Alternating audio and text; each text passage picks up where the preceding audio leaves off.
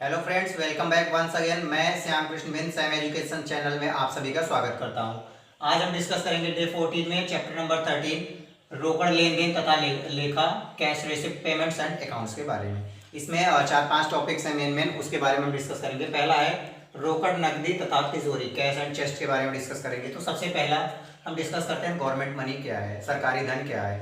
देखिए, जो भी गवर्नमेंट्स वर्क होते हैं उनके लिए जो सरकार फंड्स देती है वही कहलाता है गवर्नमेंट मनी। एक प्रकार समझिए, कोई भी अगर पीडब्ल्यूडी डिपार्टमेंट से कोई भी वर्क हो रहा है, सड़क बनाना, कोई भी भवन का निर्माण, तो वो जो कैश आता है, जो भी पैसे आते हैं गवर्नमेंट के थ्रू, वही कहलाता है सरकारी धन या गवर्नमेंट मनी। नेक्स्ट टॉपिक है हमारा आहरण वितरण अधिकारी।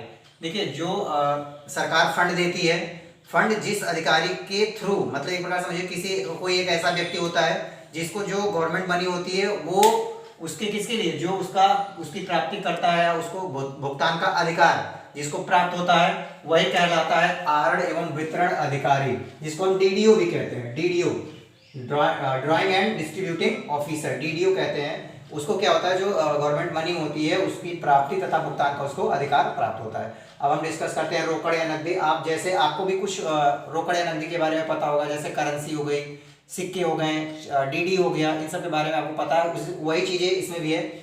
करेंसी नोट, जैसे कि आपको पता होगा कि जो नोट चलती है हमारे यहाँ आज के डेट में भी 1, 2, 5, 10, 20, 50, 100, प्रेजेंट टाइम में 500 का, और इसके साथ साथ 2000 रुपए की करेंसी इस समय अवेलेबल है। तो ये जो करेंसियां होती हैं कैश के अंतर्गत आती हैं। फिर बात आती है वैध सिक्के। पहले क्या चलता था, चवन्नी, अठन्नी, 10 पैसे, 20 पैसे, इस तरीके के सिक्के चलते थे। बट आज की डेट में 1 का सिक्का है, 2 का सिक्का है, 5 का सिक्का है, 10 का सिक्का है। तो ये है लीगल कॉइन्स हैं। फिर बात आती है डीडी, डिमांड ड्राफ्ट जिसे आप कहते हैं। देखिए, ये क्या होता है, ये बैंक का एक देय पत्र होता है जो किसी अन्य शाखा को या किसी अन्य बैंक के लिए क्या होता है, प्रेषित करता है। और इसके थ्रू क्या कर सकते हैं, हम किसी भी बैंक से उस देय पत्र पे जितनी अमाउंट रहती है उतना हम क्या कर सकते हैं, निकाल सकते हैं। और इसमें बैंक का कमीशन भी ऐड होता है।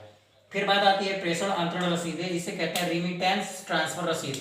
ये क्या होता है, ये एक विशेष प्रकार का डिमांड ड्राफ्ट होता है जिसे हम कहते हैं डीडी। एक डीडी होता है जो सरकारी देय का भुगतान करने के लिए होता है। फिर बात आती है पोस्टल ऑर्डर।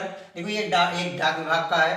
ये डाक विभाग का एक पोस्टल ऑर्डर होता है जो कैश के रूप में आप यूज कर सकते हैं। फिर बात आती है रसीदी टिकट।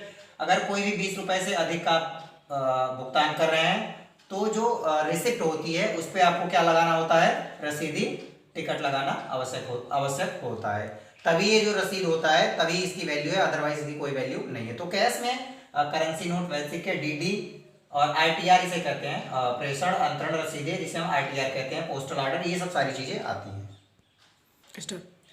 नेक्स्ट जो टॉपिक है वो है हमारा रोकड़ का भुगतान। देखिए, जो भी रोकड़ कैश का जो भुगतान है वो जो खंड का अधिकारी होता है जिसे हम अधिशासी अभियंता कहते हैं, वो क्या होता है, जो कार्य उसके क्षेत्र में जो कार्य चलता रहता है उस कार्य की प्रगति के अनुसार वो क्या करता है, कैश का डिस्ट्रीब्यूशन करता है। वो कैश को डिस्ट्रीब्यूट करता है कार्य के अकॉर्डिंग। जैसे जैसे कार्य चलेगा उस तरीके से वो क्या करेगा, जो अधिशासी अभियंता होता है वो पेमेंट को डिस्ट्रीब्यूट का ऑर्डर देगा। फिर बात आती है रोकड़, वही है कैश बुक। कैश बुक क्या होता है, जैसे कोई भी सरकारी काम हो गया, कोई भी गवर्नमेंट सेक्टर का वर्क हो गया, उसके लिए जो नकद लेन देन का ब्यौरा होता है उसको क्रमानुसार सीरियल वाइज 1 2 3 करके क्रम के अनुसार और तिथिवार मतलब डेट वाइज करके एक रजिस्टर में उसको क्या करते हैं, अंकित करते हैं, जिसे कहते हैं कैश बुक कहते हैं।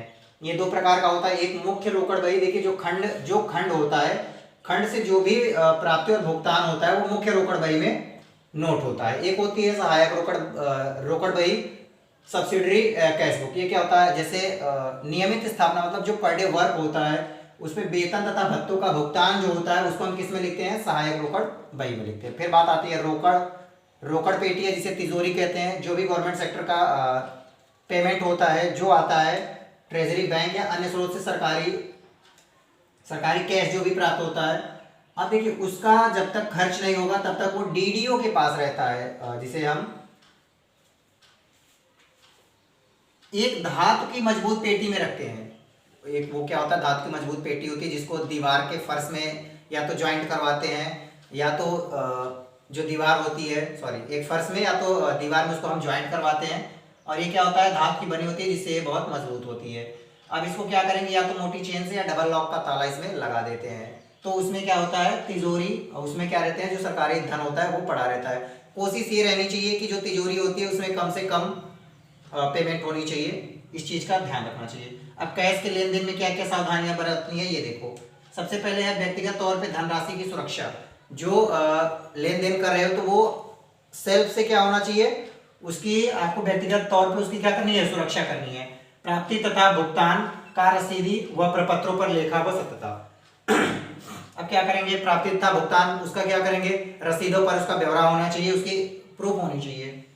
सरकारी रोकड़ निजी धन से अलग, आपका जो पेमेंट रहता है उससे अलग होनी चाहिए, गवर्नमेंट सेक्टर का जो पेमेंट है वो।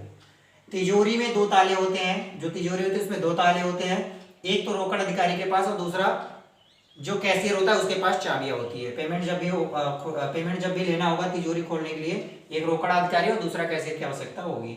इसकी जो डुप्लीकेट चाबी होती है वो कोषाधिकारी के पास होती है, और जब ईयर की एंडिंग होती है तो अप्रैल महीने में क्या होगा, कोषाधिकारी के पास आपको वो चाबी रखनी होगी, उसके बाद उसको आप चेंज करके दूसरी चाबी आपको वहीं से प्रोवाइड होगी।